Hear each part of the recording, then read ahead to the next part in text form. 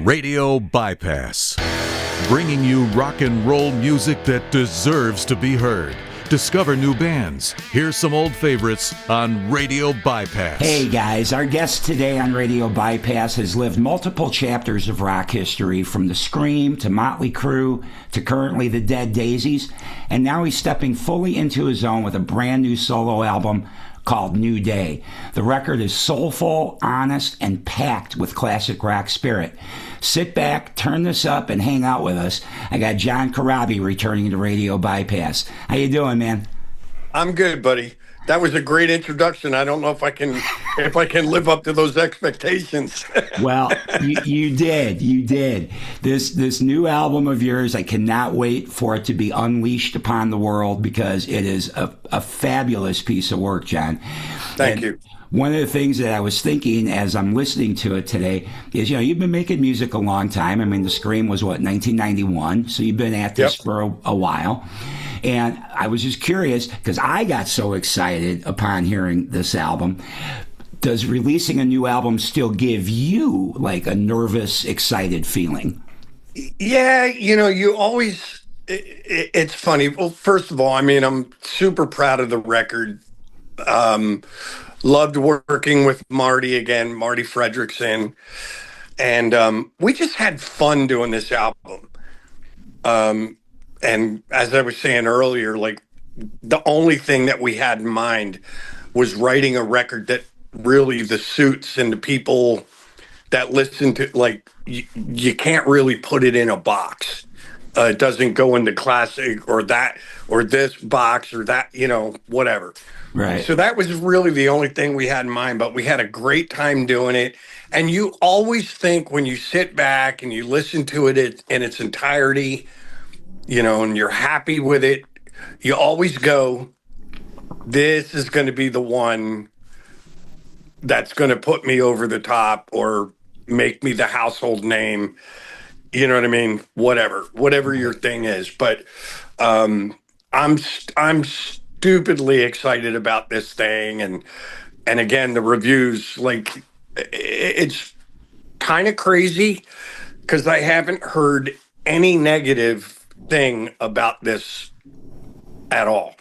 So I can't imagine you would. I'm excited. Well, listen, even classic records, there's always that one song or two songs you go, that's what they make the skip button for. But I'm not getting that, though. Everybody that's interviewed me has the entire record. They've listened to it. And I mean, I've gotten positive reviews from every person that I've done interviews with, even the responses for the songs that have been released on YouTube, right, Spotify. People are writing to me that heard the stuff now, and it's just been great. I'm stoked. I couldn't be happier. That's awesome. Well, then I would say releasing a new album does still give you an excited feeling. Yeah, I mean, it's. Yeah, because it's like you're sitting here listening to a song like, we were just talking about New Day. It was like a seed. Like we had a riff. And then it's like, okay, we map it out. Okay, now we have a map. Here's the chorus. And then I go and write the lyrics, and then I sing it. And then we add the backing vocals and the guitar solos and the piano, and you do all this stuff, and you're like, you just watch this thing grow, and it's like, it's really exciting from a creative point of view. You get to watch this go from an idea to a fully finished song. Right. So, right. Yeah, I still get tickled about all of it. That's awesome. And I told you before we started recording here how I love the optimism of New Day, and it's a very optimistic song and song title. And I was kind of curious, where did that come from? Without being too preachy, it's just for multiple reasons. This is me kind of, everything else I've done before, I've done in the I don't want to say confines, but it's like how a band operates. You know, you bring an idea to a band and the guitar player goes, well, I think I should do the solo like this, or I think I should, let me change the key. I don't like soloing in that key. And, you know, so you're constantly making compromises. So for me, it was really cool to be able to be the captain of my own ship. Mm-hmm. Even with Marti, as instrumental as Marti was, helping me put this together as far as the writing, producing, it always came down to what I wanted. He's like, well, what do you want, dude? Like, are you, I got this idea, but do you think that that's cool? And I'd be like, okay, let's try it. And then we'll make the decision. But it ultimately, it came down to my decision. And so I was super stoked about that. And then writing this stuff, it was just kind of, again, without being too preachy, just talking about how I try to live my life. Mm-hmm. You know, I've had some great things happen. You know, for example, one of the greatest things was getting the Motley gig. Right. But at the same time, it was horrible losing the Motley gig. Right. But I learned lessons along the way. Like, I realized after losing the Motley gig that a lot of the people that were surrounding me in that time frame weren't really good friends. Not sincere. And sincere and people that I could rely on. Mm-hmm. So I learned very early on in my career, like, just kind of how to look at the glass half full, not half empty, try to find the positives in everything. And, you know, there's a line in the song, don't sit there whining. You know what I mean? It's Right. like, just nothing's going to change unless you change it. So just keep working hard, plowing forward, looking forward, don't look back. It's all the cliches that our parents told us when we were younger. They are all You know true. what I mean? But it's, yeah, when life hands you lemons, squeeze the shit out of them and add some vodka and move forward, whatever. So it's just, I kind of try to lead my life. We all get bummed out about things. I'm guilty of it as well. But at the end of the day, I just sit there and go, okay, I need to write the best song I can, sing it the best I can, record it the best I can, mix it the best I can. And now I'm going to hand it to a record label that believes in me. I believe in them. And now it's out of my hands. Whatever happens, happens. Right. You know, so just be positive. Hopefully, again, this will be the one that really puts me on the map. And if it isn't, there's always the next one. Well, it definitely deserves to be. And it is kind of interesting, too. In a way, this is a rebirth for you in a sense. And where I'm going with that, maybe rebirth is not quite the right word, but this is, in your whole career, this is technically a debut album because you've never released a solo album of new material like this. Well, right? Studio material. that is correct. And correct and incorrect at the same time. Like, I have done solo records. I did an acoustic record, you know, 10, 12 years ago, whatever it was. And yeah, there was a few songs on there that were older songs that I reworked, did an acoustic version. But probably 60% of the record was new material. Okay. But this is the first one with drums, full instruments, full tilt, like all new material. Right. And one cover that we'll talk about later. Yes, we'll get to that. So it's a washy statement, but yes, this is my first full-blown, full band solo record. Yeah, that's kind of how I was thinking of it, okay, and then I was thinking too when and I think you've already kind of answered this, but when you were starting to put together the material for this record and writing it, did you have a concept in mind of any sort, or did it kind of reveal itself a few songs in? Yeah, it was just, again, I've always been, as much as I love the AC/DCs and the Metallicas, Iron Maiden, you know what I mean? I love those bands. But I've always kind of leaned more towards the eclectic.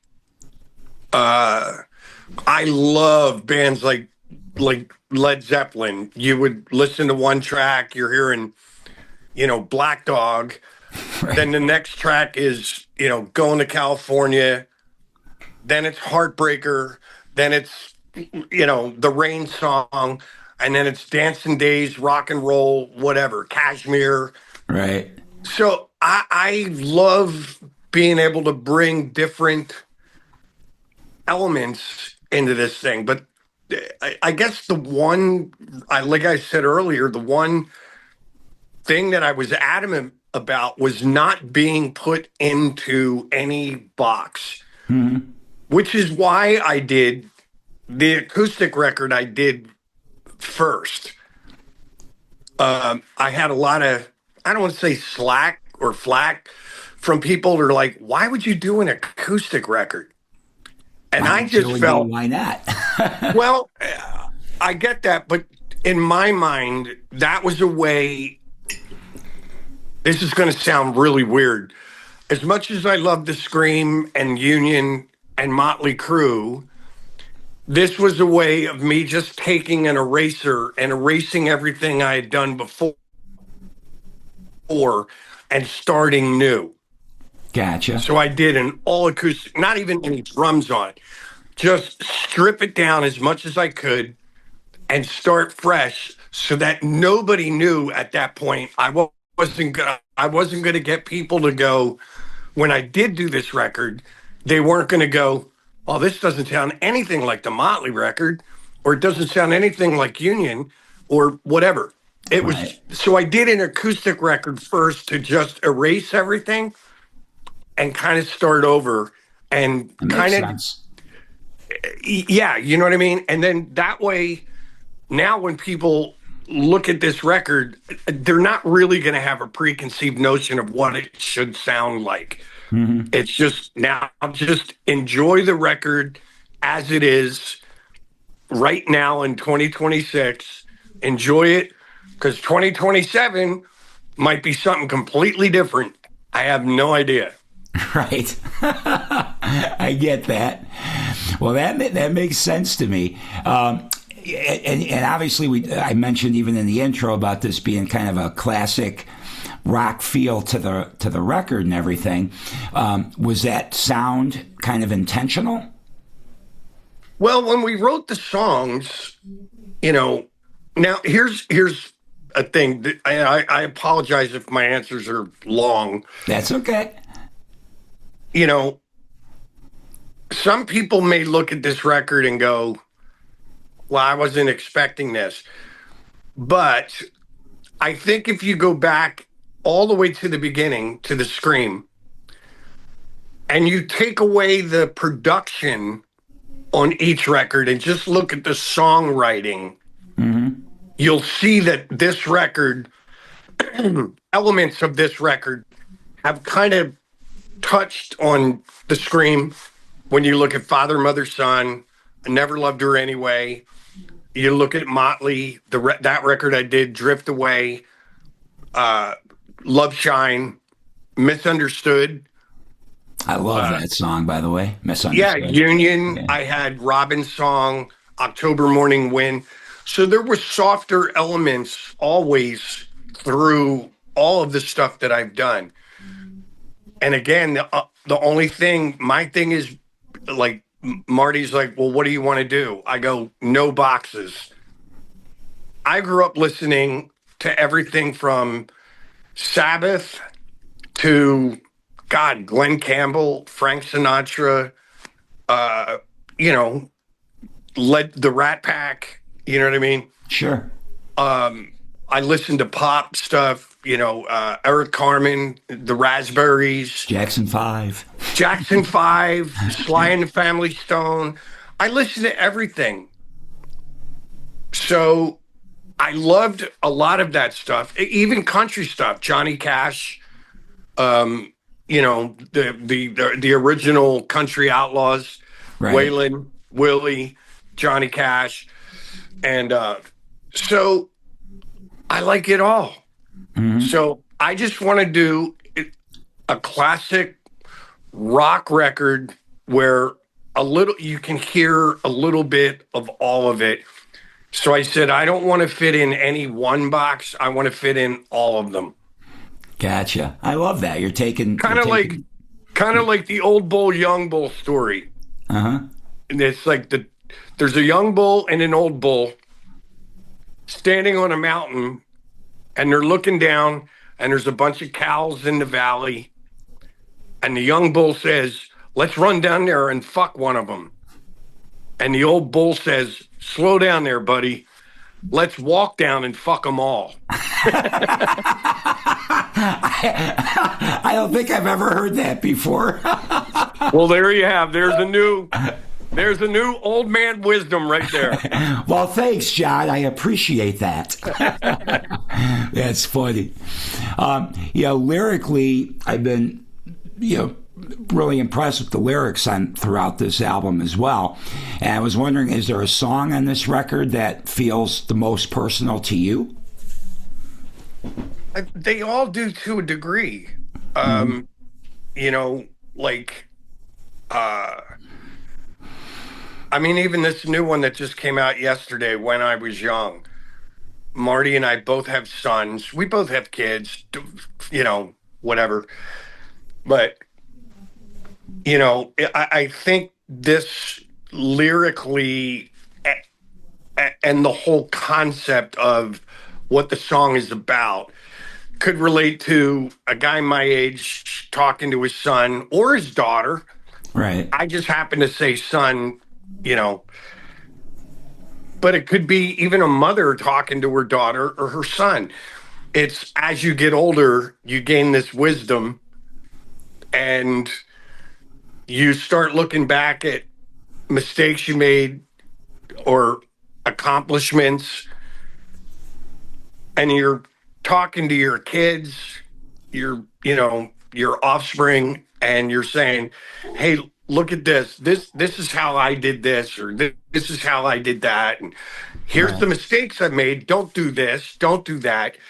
You know, and it's just that transfer of wisdom that we all as parents try to instill on our kids.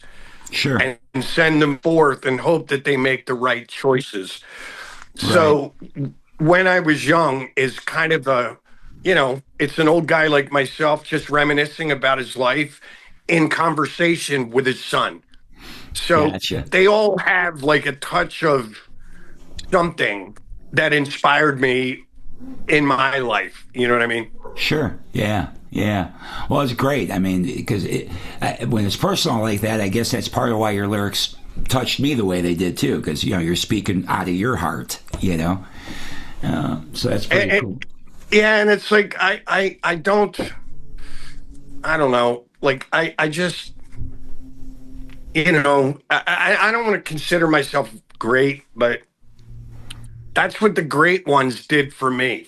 Mm-hmm. You know what I mean? Even a crazy song, like one of my all-time favorite songs is, you know, this Three Dog Night song called Mama Told Me Not to Come. Oh, yeah. That's a great song. Yeah, but when you listen to the lyrics, you think about these guys that are traveling the world, partying, jets, doing all this other kind of stuff. And the lyrics are so brilliant on that because he's talking about a party that just got out of control. And it's like, you know what? My parents told me about places like this, and I should not be here right now. Gotta go. Right. And, you know, so it's just those real experiences that you're able to put into into words that, I don't know. It just works. Yeah. Whatever.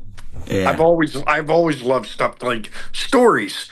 You know what I mean? Yeah, of course. Yeah, me too. Me too. And I've always been impressed that people can write lyrics, and you're one of them that can tell a story in just a few sentences. Really, like me, I tend to babble too much. I could never fit the message I'm trying to send into 3 or 4 minutes. It is. There is.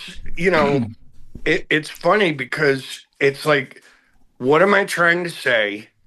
Okay, so you got a verse, it's got 4 lines to it or 8 lines. Okay, I got to do that. Okay, now I got to have this big, closing statement, which would become the chorus. So it is a little difficult. And trust me, I sit here sometimes pulling my freaking hair out.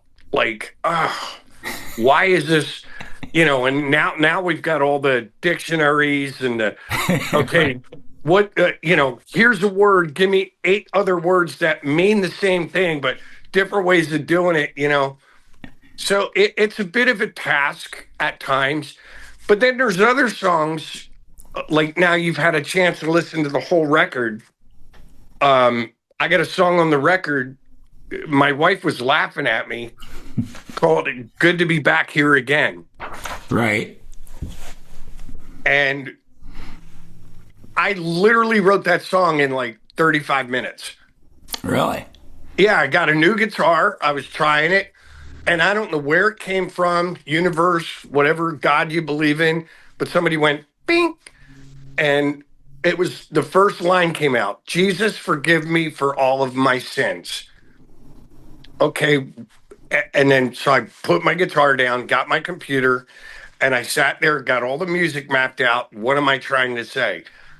Well, it's a guy that's had, again, some mistakes in his life. It's that kid that grew up in small town, whatever. And he's like, oh man, I got to get out of this place. Everybody knows your business. Right. Everybody's nosy.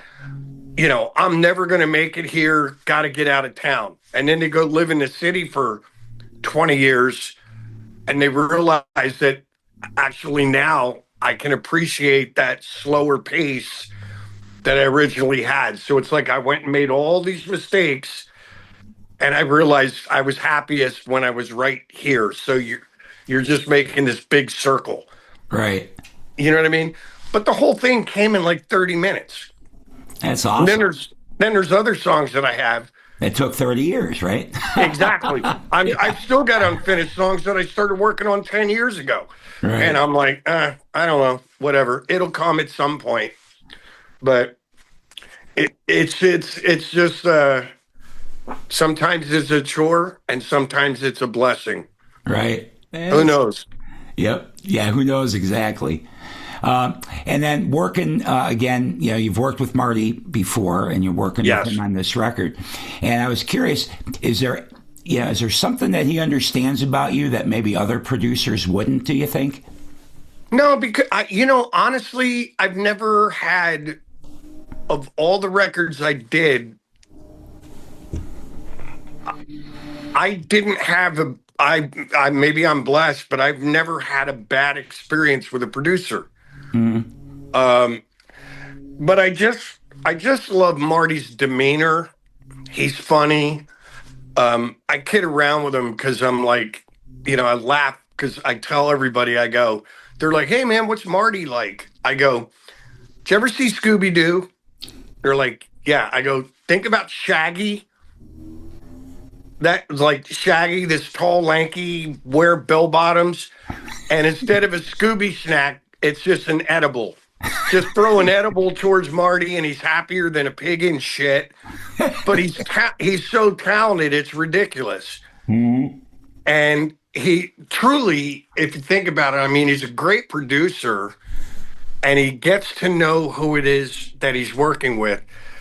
But he's adaptable. Like if you sit and look at it, he's worked with Motley, he's worked with Def Leppard, he worked with Ozzy, writing and producing songs with those guys. But he's also worked with Faith Hill, Carrie Underwood, Tim McGraw, and he's just got this vast knowledge of all music. Mm-hmm. And it's just sitting in a room with that guy. Him and I just click. I will literally sit in a room with him with nothing and leave 2 hours later with a really good idea for a song. It always happens. That's great. So yeah, good chemistry, the two of you. I love, and even when we're not working, you know, I have a couple of motorcycles. Marty's got a couple of motorcycles. Paul Taylor, a bunch of my buddies. And it's not unusual for Marty to just call me and go, "Hey, what are you doing, dude? Let's ride out to the Loveless Cafe and get something to eat." You know what I mean? Right. So we'll just take a putt for 2-3 hours and then come home. It's like, "All right, I'll see you tomorrow, bro. I'll be in the studio at 12. All right, cool. See ya." So we actually like each other. Yes, obviously. Well, that's cool. That's cool. And then I think we may have kind of answered this. Like I told you, listening to the record in its entirety is just got all kinds of my juices flowing with questions to ask you. So I usually don't write too much down, but this time I wrote a few things down because I just think this is such a great record. I didn't want to leave anything off the table or forget after we hang up and say, "Oh shit, I forgot to ask you on this." So one of the things, but I think we've kind of answered this, you know, with some of the huge chapters you've had in your career with the Scream, Motley, Dead Daisies, etc. I was going to ask you, but I think we've kind of answered it now, but maybe you tell me. I was going to ask you, how does this record reflect you right now? Well, you know what? Here this is something my wife said to me. Because after I listened to it, I'm like, "Oh my God, I love this record. I love this record." And then it was weird. Like a week later, I don't know what happened, but I just, for a moment, I had this. Well, I know everybody that knows me probably knows the biggest thing that I've done is the Motley record. And this doesn't sound anything like the Motley record. No, it does not. So I kind of had a moment, and my wife said, she kind of put it into perspective for me. She goes, "If anybody truly knows you and followed your career, even though this doesn't sound like the Motley record, it does sound like the Motley record. Because you had elements in, like we were saying earlier, in the Scream, in this." She goes, "But what this says to me is," she goes, you might lose a fan or two that are just like, "Oh, it's not heavy enough." She goes, "But I think you're going to gain for every fan that feels it isn't heavy enough. I think you're going to pick up 100 that can relate to this record." I think that's And I said, wise. "Okay." And she goes, "But you know what this record tells?" She goes, "You know what I get out of this record? This is John Corabi. This record is truly John Corabi, just John Corabi on his own, no compromising. This is what John Corabi is really all about." Mm-hmm. And then I was like, "Okay, awesome. You know, killers." You know, it was, I needed that little kick in the ass because I got nervous about it for a minute. And now it's like, she's right. This is just me doing what I heard in my head, what I love, the stuff that I grew up listening to. Yeah. And again, even all the phones, I have 10,000 songs on my phone. And if you would laugh, because it's all Creedence, Sly and the Family Stone, Black Sabbath, Led Zeppelin, Grand Funk, Humble Pie, Free, Cream, like all that stuff that I was putting quarters in jukeboxes. Creedence, you know what I mean? That's what I grew up listening to. that's what I'm drawn to. That's what I wanted to do. Yeah. Well, and I like the fact that this record is, like your wife said, a John Corabi record and not a Dead Daisy record with other players, right? Because you're doing a solo record and it's a different vibe and different feel. When we want the hard rock that we also love, that's, you got the Dead Daisies for that outlet. This is something different, and I love that. And we probably should just go ahead and segue right into the cover that you did, because Sly and the Family Stone have come up a couple of times now. And everybody on this album, it closes out with a Sly and the Family Stone cover. So why don't you tell us a little bit about that? My take on it was that it was super cool because it was not a heavy metal version of it. It was not a hard rock version of it. But it wasn't exactly what it was when it came out from those folks either. You kind of really put your own spin on it. So tell us about that. Yeah, and it was funny because I wanted to do a cover and I wanted to find something that was like old school. And, I was thinking Creedence, and then I go, wow, no, I already did that with the Dead Daisies. We did Fortunate Son. Right. So I was like, and then it was weird. Obviously, Sly passed away a few months back, whatever. And I have his greatest hits, a bunch of his stuff on my phone. So when he passed, I started listening to it again.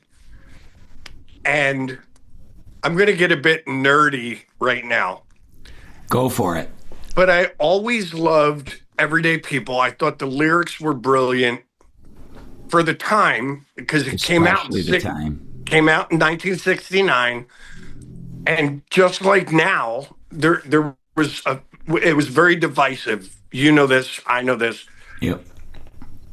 So I always appreciated the lyrics, but I appreciated the fact that Sly Stone also, or Sly and the Family Stone, was a group that you couldn't really put in a box. It's like they were very capable of opening for Led Zeppelin if need be, but they could have also done, a night at the what's the legendary Apollo? The Apollo Theater? Yeah, they could have played the Apollo. Yeah. And it was like, I appreciated that. Now, the nerdy part of me is going to tell you, and if you play it all, I see the guitars on the back wall. This is a little Barstool trivia. Oh God, I'm still getting public safety alerts. Well, yeah, folks, in case you don't know, Tennessee got hit hard with some storms these last few days. So yeah, it's like overnight shelters available. Call for assistance. I'm not going to lie. I fully expected to get an email canceling this for today. I really didn't know what your situation was, so I'm glad your power's on at your house at least. It finally came on late last night, but so here's my nerdy trivia thing. So if you play, you'll understand this. Everyday People, always admired this, and I thought this just goes to show how brilliant Sly Stone was. So if you listen to the song, boom, boom, boom, boom, boom, boom, the entire song is in the key of G. It never changes chords. Mm-hmm. If you listen to it. And then he wrote this verse, which is so memorable.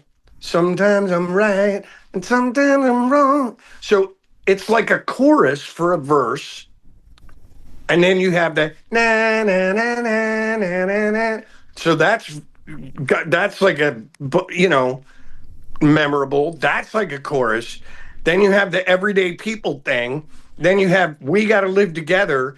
So there was like 4 back-to-back choruses over one chord for 2.5 minutes. I go, this guy was a genius. And it's like Marty and I were talking about it just being the little nerdy guys that we are. And I go, man, how awesome. Marty said it too. He goes, dude, one chord. And the guy built this amazing song out of it. We got to do that. And then we were sitting there going through his other songs, and we realized he not only did it once, he did it twice. He did it with Everyday People, and then a couple records later followed it up with Thank You for Letting Me Be Myself, which is in the key of E for the whole song. Never changes. And I go, guy was a genius. So Right. my wife was sitting there going, wait, you're going to cover Everyday People by Sly and the Family Stone? I go, yeah. She goes, all right, I got to see this. So Marty and I sat there. There may have been edibles involved. I'm not sure. But we just sat there and started playing it. And we kind of approached it with another, like, we kind of did a little bit of a blend. It's a Sly and the Family Stone song, but we approached it like T-Rex Bang a Gong. That, I didn't think T-Rex when I heard it. I couldn't put my finger on what I'm hearing. That is a great, apt description right there. Yeah, it's like, all right, what if T-Rex in the Bang a Gong version was doing a Sly and the Family Stone song? So we obviously, the original version has one chord for 2.5 minutes. Marty and I wanted to get a little creative, so we wrote a guitar solo part where it changes chords and it does a few different things, and then it comes back to the original groove. But we're like, let's do a T-Rex version of Bang a Gong, or Everyday People. Everyday People, yeah. Yeah. That's what that is, man, wow, that's just blowing my mind now because I couldn't put my finger on it, what I was thinking, hearing it. That's it, though. That is it. Yeah. And that's all we wanted to do. And if you really listen to it towards the end of the song, we're having some fun with it, but I'm actually going, eh, eh, eh, eh, eh, eh, eh. So I'm playing it very much like Bang a Gong, Right. Well, that's very inspired. Good job, you guys. Listen, I was literally blowing the dust off a lot of records that were in my head. I bet. And it's funny, Everyday People, you mentioning it, it came out in 69. I hadn't thought about that earlier, but one of the tracks that I really love on the record, too. Well, I'm going to say this about every song because I love every song on the record, but one of the tracks is 1969. And I felt lyrically you really captured, I mean, I was just a little kid, so were you really at that point, but you captured what we'd see on the news at night and stuff like that before going to bed. I thought that was I didn't think about some of these things in a long time until hearing the song. And it's funny because my wife, again, like I said, is a bit younger than me. And so Marty and I got the lyrics together, or the music together.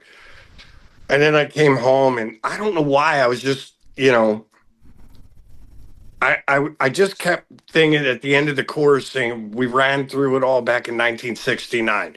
Mm-hmm. So I started putting the lyrics together, but it's funny, these were like, I don't know how old you are, but I was actually just a couple of years younger than you, not much. I was 10. Now there's in the second verse of that song, I talk about the Peace March that happened in Washington, D.C. Mm-hmm. But it was funny because I went to a Catholic school, and if you remember, or anybody's a history buff, you remember, like I said earlier, it was very, very divisive.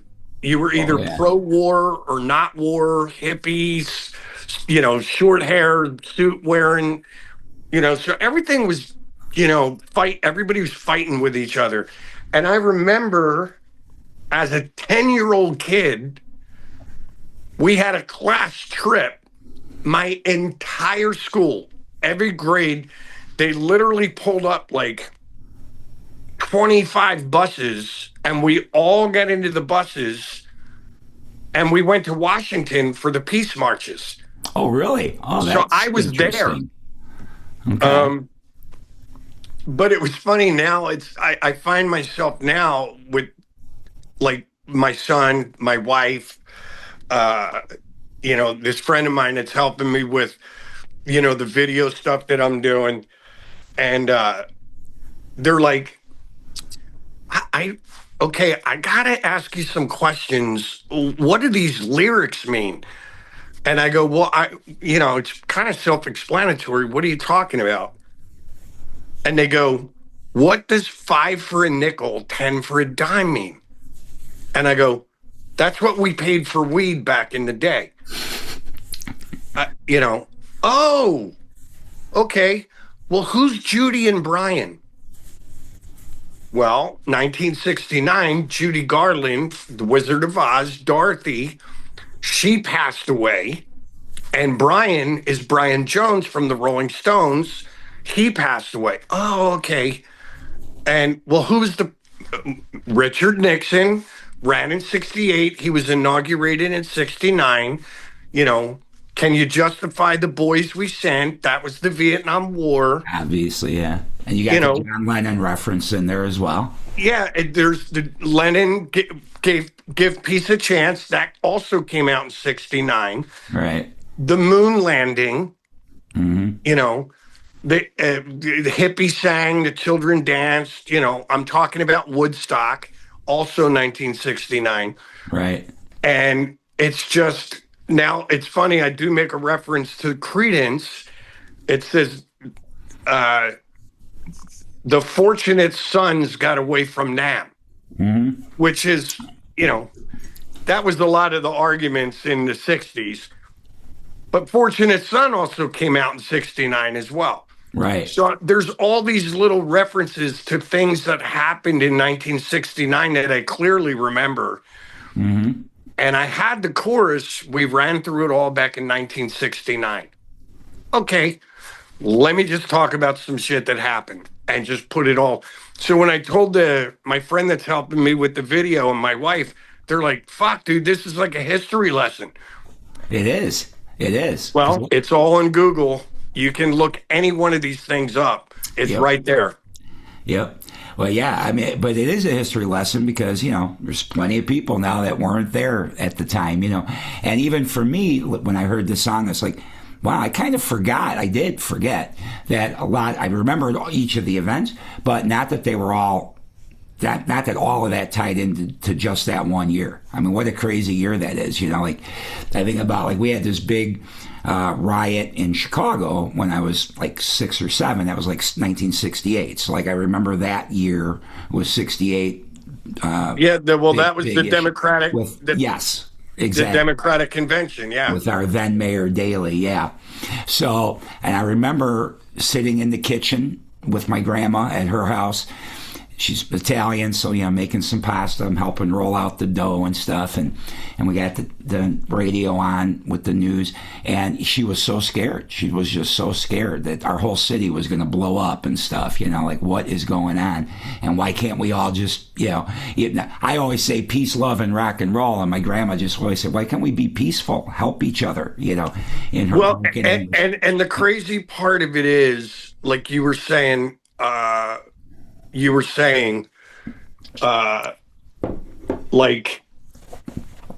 That we can, here we are 60 years later.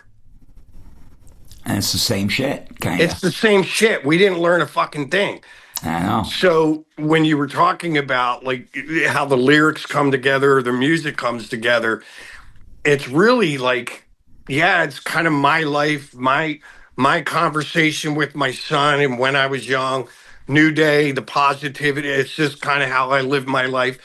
But even 1969, I sit here all the time and I tell my wife, I go, I went through this in the 60s.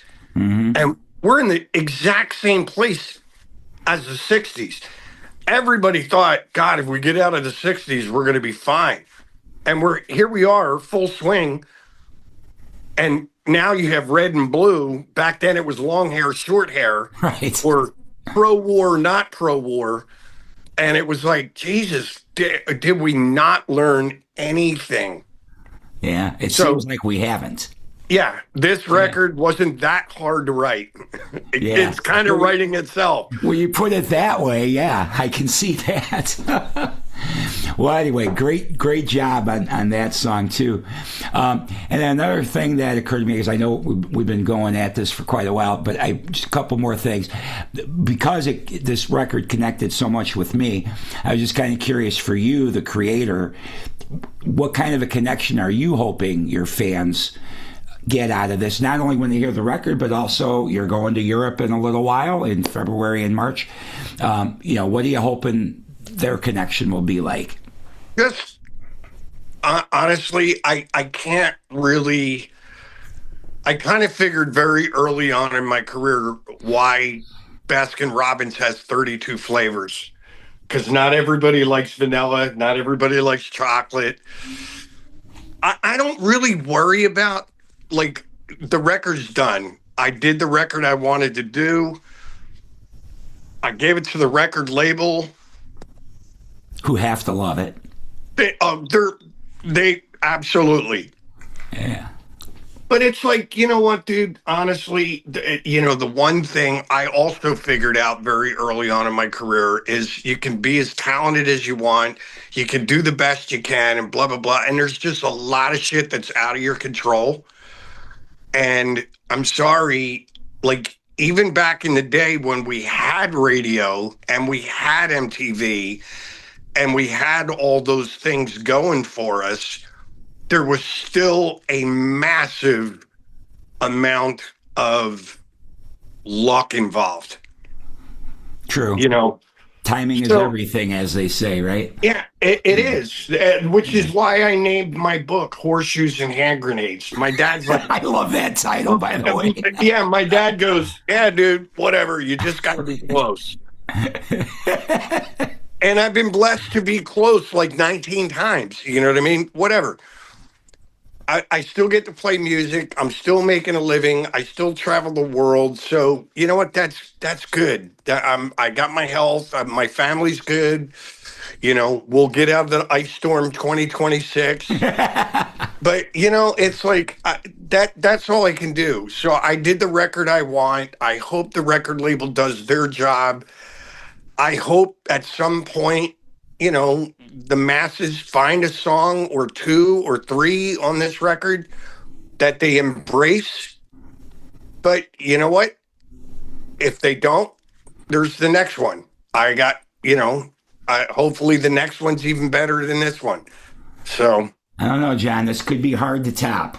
I don't want to hit the ceiling yet, buddy. I don't want to hit the ceiling yet. I get that. Then there's only one way to go. I understand. Exactly. But no, great record. And then real quick, with the European, so all you guys in Europe, there's plenty of shows coming up in just days from now, really.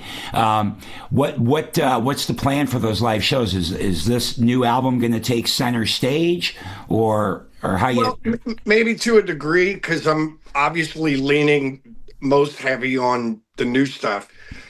But we're actually playing some Scream stuff that hasn't seen the light of day for a while. We're playing some Motley stuff. We're doing some Union stuff. I'm going to do a few Dead Daisy songs. And then, we might sit around and go, at rehearsal, man, you know what I haven't heard for a while? Let's do Maybe I'm a Leo, deep track from Deep Purple. Deep Purple, yeah. Or Sail Away from the Burn record, you know what I mean? Or whatever. So it's just going to be a little bit of everything. And then we're going to have 5-6 songs from the new album. We're going to try and do a little acoustic break in the middle. Awesome. Where the band takes a minute to catch their breath, maybe go get a sip of whiskey or something. And I'll do a couple songs in the middle acoustically, bring them back on and finish the set and call it a day. So that a little bit of like everything. It's going to be a great show. Because I know some artists are a little hesitant to play a lot from their newest release. So I'm glad to hear you got plans on sticking maybe 5 songs in from the new album. Yeah, I mean, I think most of the, the like these clubs, they just want you to play between 75 and 90 minutes. Right. Uh, we did a show here December 30th in Nashville. It was just like, let's go play. They called, they asked us to play, so we went and we did a thing. And I learned a bunch of songs. I think we had like 18 or 20 songs that we learned. If we're like, let's mix them up. Like, if we do, you know, two shows that are close together, let's not do the same set. We'll change some things. Right. But we literally played for almost 2 hours. I did like 18 or 20 songs. But I go, all right, I want to add a couple more. And then we're going to keep it between 75 and 90 minutes. But I want to give the audience, their money's worth. And another thing, when I did that, I don't know if you know, I did back a few years back, I did the Live 94 record. Yeah, I have that. And what's funny? It was advertised as such. John's going to do the the Motley 94 record in its entirety, blah, blah, blah. And I had fans come up. It was a double-edged sword. They go, oh, my God, dude, that was great. I never got to see that tour. It was awesome. I've been waiting 20 years for this. But I'm a little bummed, man. You didn't do any Scream or Union or... So I go, we're doing a couple Motley songs, couple Scream songs, Union, Dead Daisies, new stuff. So a little bit of everything, and then maybe a cover or two. Thank you very much. Good night. See you next year. Well, I love that. Now, the band going over with you to Europe is the band that you played with at the Basement. Yes, the Basement yes. is where you guys played. Yes. And that includes Troy Lucetta, formerly of Tesla, on drums. But so I believe, and this is where I'm not clear on everybody, a lot of the folks that'll be performing this live were not the same folks that played on the record. Well, Paul Taylor, he did play some keyboards on a couple of the tracks on the record. And then Marty, obviously. Right. Marty's part of my touring band as well. Okay. But no, Troy, but everything, again, it just kind of happened this way. It's weird. Paul Taylor, when he did the tracks, he heard a few extra songs. And he's like, fuck, dude, this is great. Well, if you need a keyboard guitar player, I'm done with Winger. We're retiring. So, okay, well, actually, I do. So he came on. I toured with Michael Devin in the Dead Daisies. Right. And Michael played with Whitesnake. And I just said, hey, Mike, you're moving to Nashville next year. We got off. If you're not doing anything, I'd love to have you play, if I do some shows. Yeah, dude. And then he heard the record and goes, yes, I love this record. Count me in. Jeremy Osbrock actually played guitar on the Live 94 album. Uh-huh. Then he wound up doing the Ace Frehley thing for the last 8 or 10 years. Ace just unfortunately passed away. Yes. So I called Jeremy to just give my condolences. And then we started talking. And he goes, hey, dude, I know you're doing a new record, man. If you need a guitar player, I go, well, yeah, actually, I do. So he came back in. And Troy Lucetta and Michael Devin hang out all the time. Troy goes, dude, I love this Corabi stuff. It's great.